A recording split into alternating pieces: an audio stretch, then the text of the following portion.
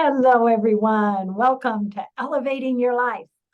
Paula Vail here, and we are going to be elevated today. We are just going to learn some great information and inspiration about dreams and much more. We have with us today Yael Schiller. She is an international speaker, dreamwork specialist, and integrative mind-body-spirit psychotherapist. The author of PTSDreams, Transform Your Nightmares from Trauma Through Healing Dreamwork. Fantastic book. And the book, Modern Dreamwork, New Tools for Decoding Your Soul's Wisdom and Comprehensive and Integrative Trauma Treatment.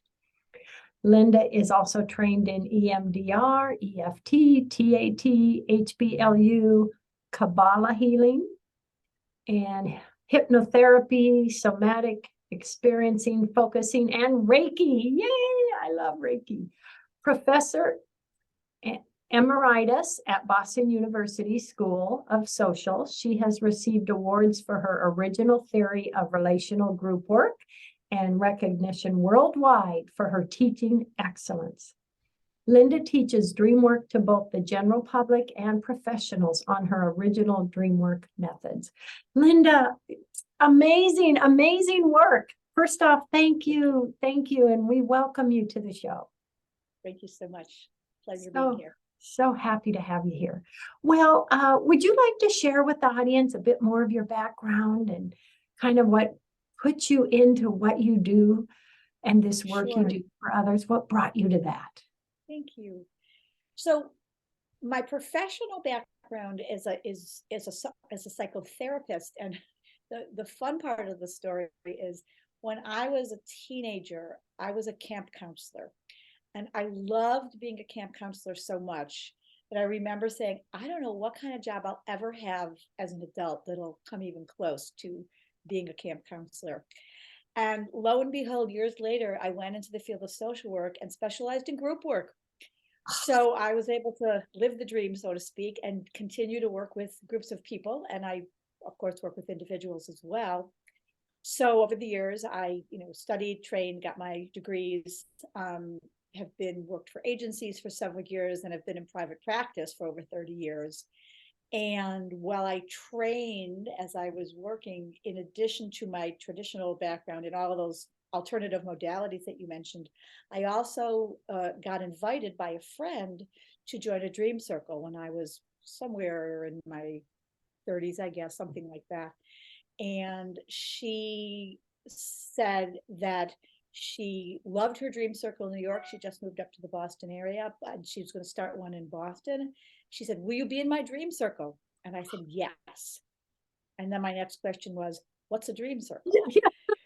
Somehow I knew that I had to say yes before I even knew what it was. And the short answer is a dream circle is a group of people who get together on a regular basis to talk about and work on and explore their dreams together. Oh. And that was it. I was hooked for life, and it became part of not only my personal life enjoyment. I've been in my own personal dream circle for almost 40 years. I have been studying and teaching and doing dream work professionally for almost that long, and I run professional dream groups as well. And that's how it all started. I started out as a personal interest, and then it blended with my professional work and came together into really what I'd say my passion in my mission for life is to help people work with, understand their dreams. And, dreams really, oh my gosh, there's so much to them. And it must be fascinating studying and learning more about dreams because, oh my gosh, they come in so many different ways and so many different things. With your latest book, you kind of talk about how PTSD affects us through our dreams. That's something I had really never thought about until I read your book. Right. So I'll tell you a little bit of the history of how that book came about. I had written Modern Dreamwork just a few years before PTSDreams. And with Modern Dreamwork, I knew I had at least one book in me, only my daughter was young. I was teaching at Boston University, and I didn't have time to write a book. But my dream circle said, well, you can blog though. So I did, and I blogged for 6 or 7 years, and I knew that was with the idea of turning it into a book. And that's how Modern Dreamwork came about. So fast forward, it was only about 2.5 years after Modern Dreamwork was published that I wrote PTSDreams. And the reason for writing PTSDreams really was because of the pandemic. All of a sudden, we were, as a society, as a community, plunged into a worldwide group trauma, if you will. So in addition to whatever's going on in our personal lives, our own personal histories, our family histories, we also have experiences that are traumatic that we are affected by, that happen all over the world. And this was so profound. And because of the wonder of Zoom and other social media and technology, we all knew what was happening everywhere in the world. So there was just really a voice inside of me saying, you know what, Linda, don't wait, do it now. Yeah. And so, some people learn to knit or to bake sourdough bread during the pandemic. This was my pandemic project.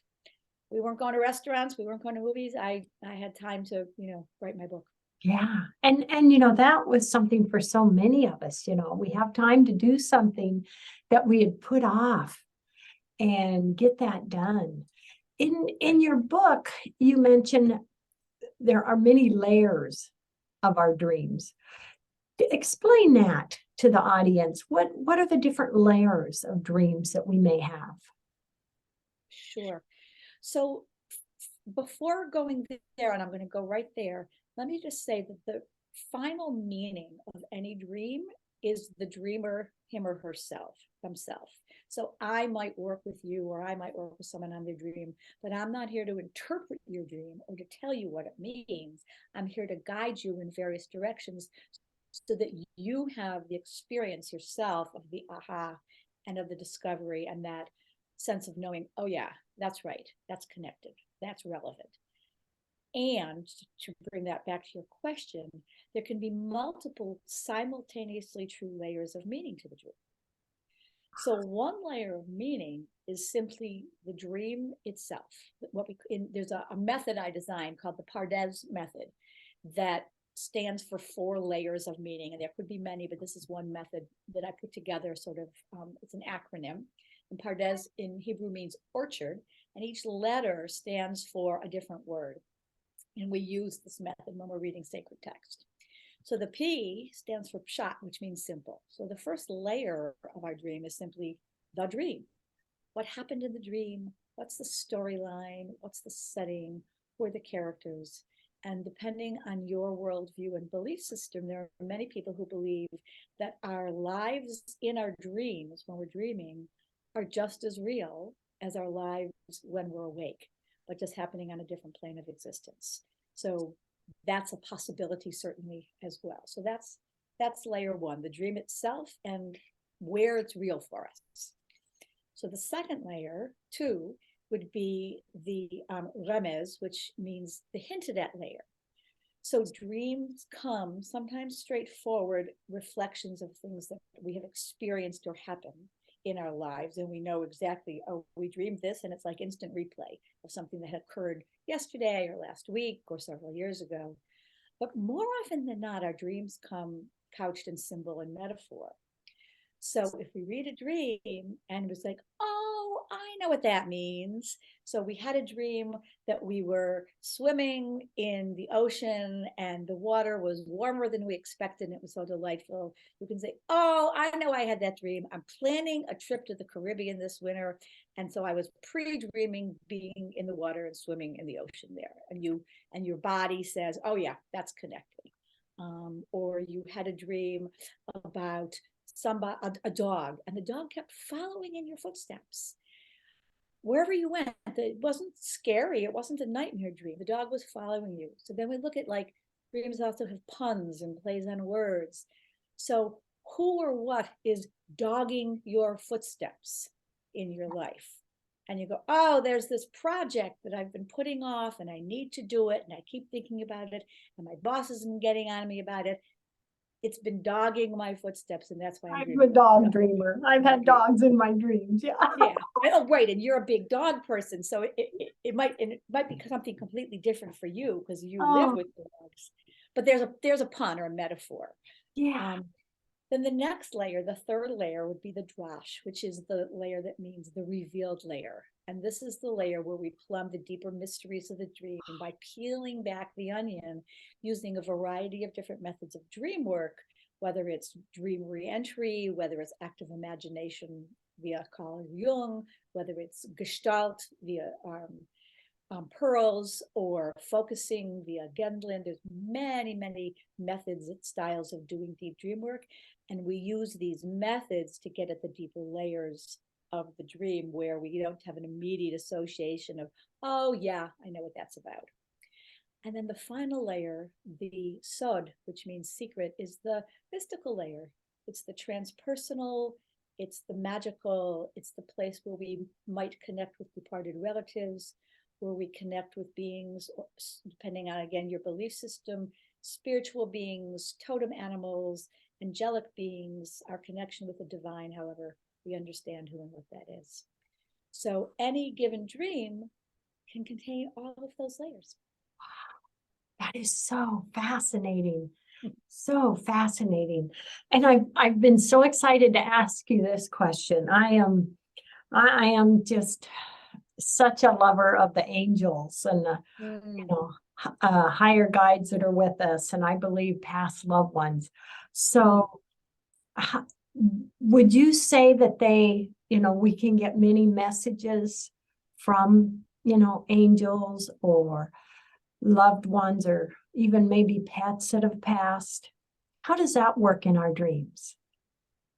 There's a type of dream that is called a visitation dream. We can have dreams about a past loved one, or human or four-legged or winged who has passed. That are dreams about a person or dreams about an animal. And then we have other dreams where we really have a visceral felt sense that they are present and they are with us in the room, giving us a message. And these are visitation dreams. And anyone who's had one knows the difference, because you feel it in your bones. And it really does feel like you're in contact with that beloved person who or being who has passed. So I personally have had that happen, with some of my Visitation dream. Oh, that's a perfect description. Wow. Oh, it is just, it's so amazing when we get in that realm and dreams of what can come to us from so many different angles, isn't it? Wow, just fascinating. And something you talk about in your book, you mentioned you have is it a GAIA method? Tell us about that. Yeah, sure. So the most recent book, PTSDreams, and then the subtitle is Transform Your Nightmares from Trauma through Healing Dreamwork. So nightmares can be caused by a variety of different sources. It could be food we've eaten, medication we've taken or stopped taking, a substance we take recreationally or by prescription.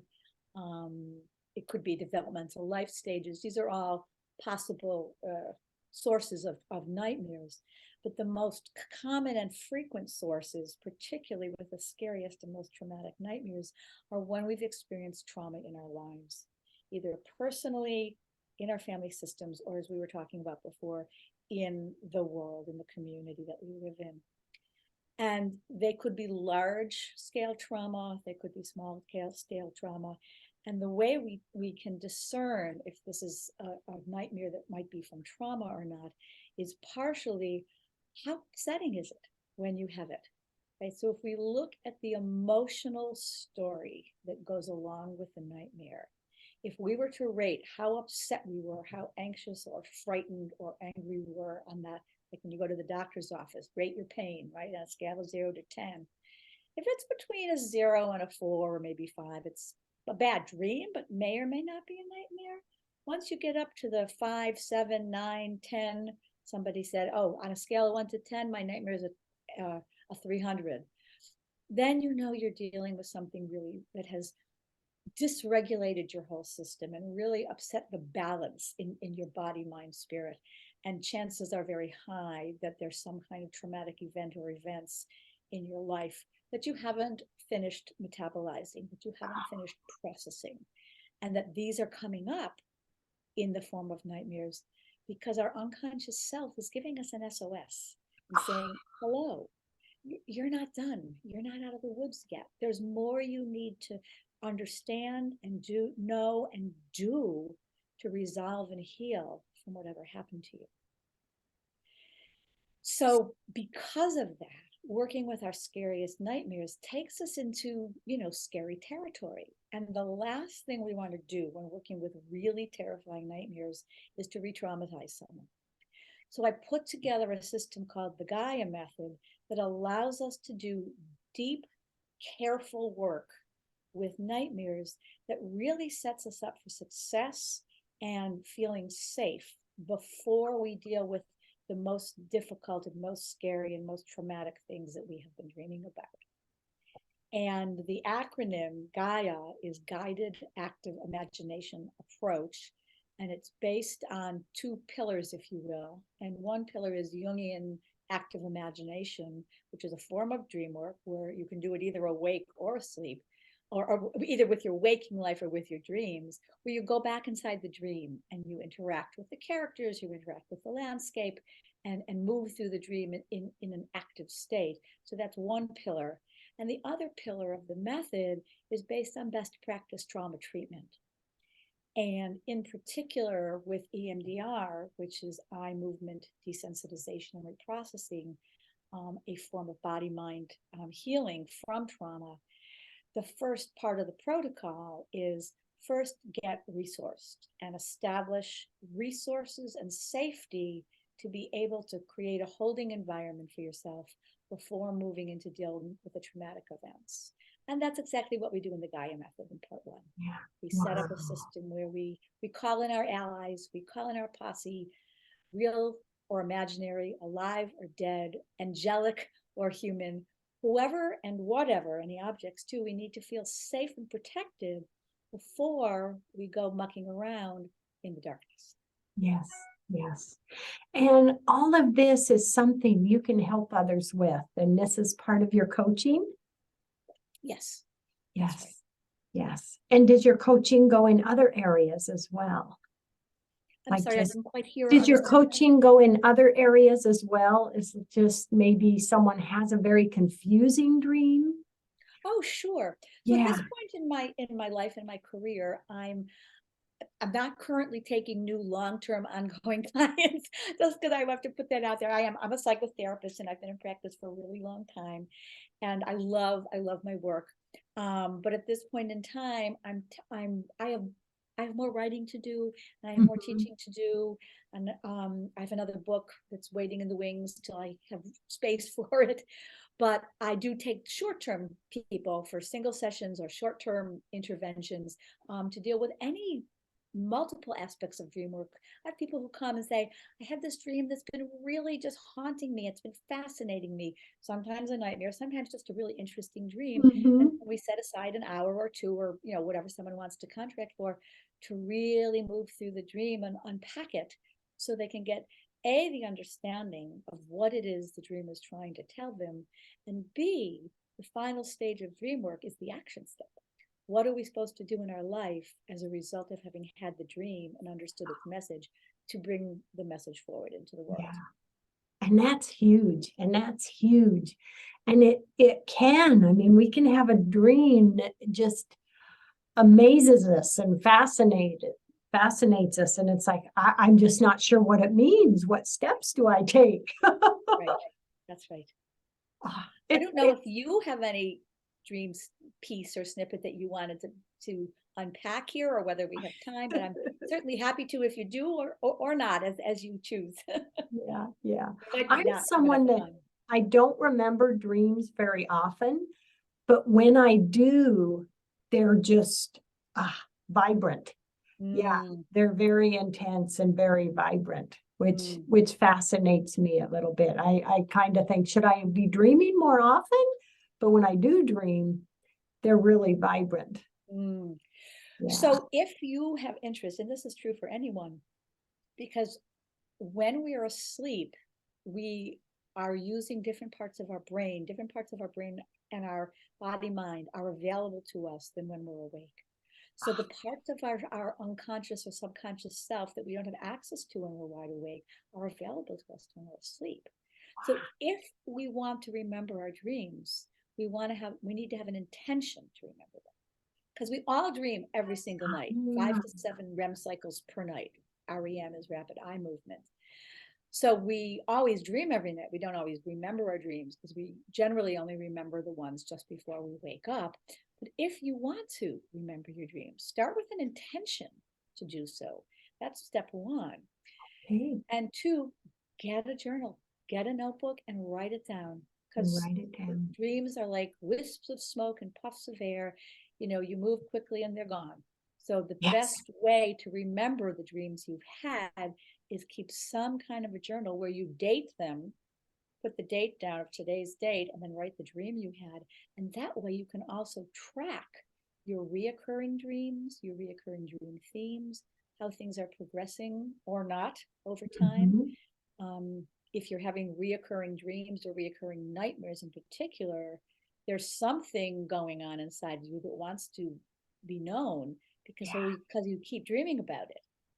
And it'll keep coming back. And in the case of nightmares in particular, it might keep coming back in an escalating form until you say, okay, I hear you. I'm going to pay attention. I'm going to work with this material. And then you can bring healing, not only to the nightmare, but to what is the source of it. Yeah. Dreams are just so interesting and so fascinating. Something that's always intrigued me is if I'm dreaming and it's like I'm in the middle of this vibrant dream and then all of a sudden I'm awake. 1 second to 1 second. Right. There are veils between worlds, and sometimes the veils are thicker and sometimes they're thinner. And some people are thick boundaried people and some people are thin boundaried people. And neither one is better or worse. They're just different. But you might be one of those people who quickly traverses the veil. If you pop from a dream of vividness into a waking state of equal vividness, you might be one of those people who just can easily traverse back and forth across the veil. I've always wondered. And would you say that we can look at dreams and what we can, learn or pull out of that can give us hope and healing? Oh, absolutely.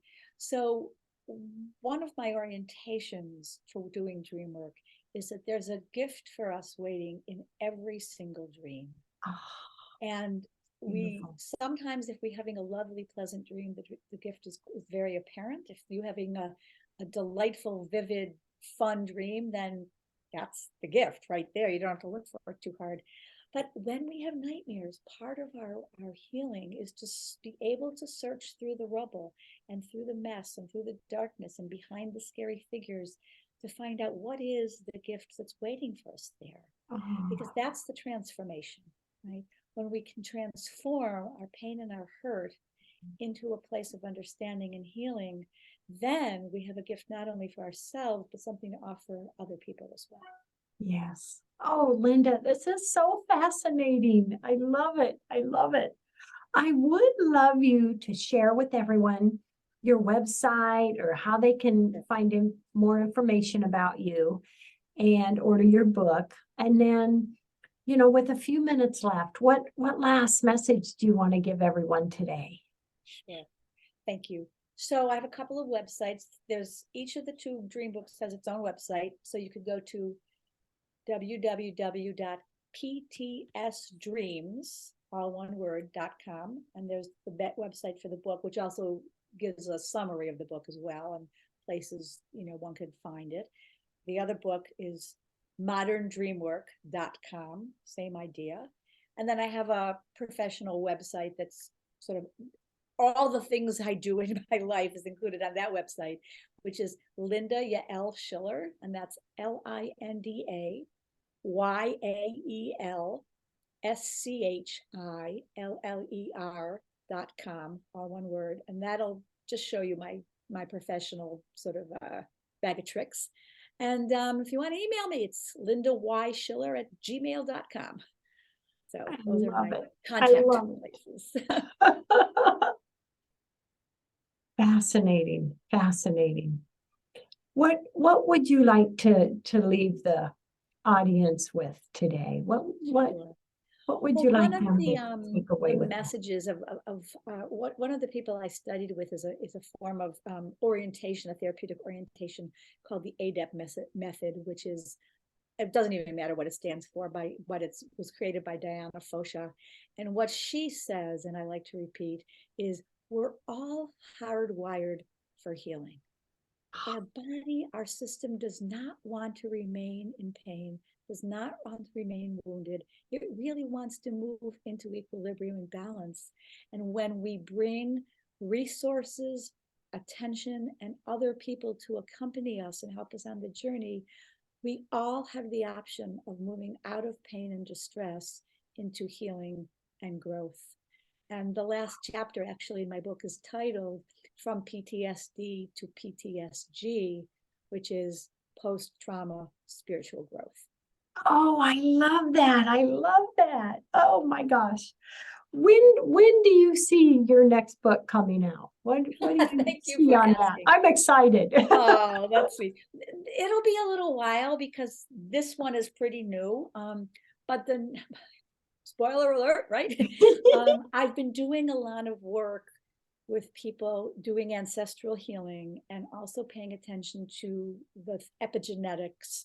So it's going to look at using dream work, in particular, waking and sleeping dream work, in those arenas. And I can't tell you when, but sometime in the next couple of years. Yeah. Oh, that is so exciting. Oh my gosh. Linda, you're just an amazing gift to everyone and your information. And I can only imagine how many people you have affected with your coaching and helping and your information. I am really grateful to have you on the show and share you with my audiences. Thank you so very much. It was a pleasure to be here, and thank you so much for inviting me on. Oh, thank you so much. And love, hugs, and blessings, Linda. Everyone out there, love, hugs, and blessings. Thank you for joining us today. And we're in a new year, and how exciting. Here's to 2023, everyone. Great. Goodbye. So long.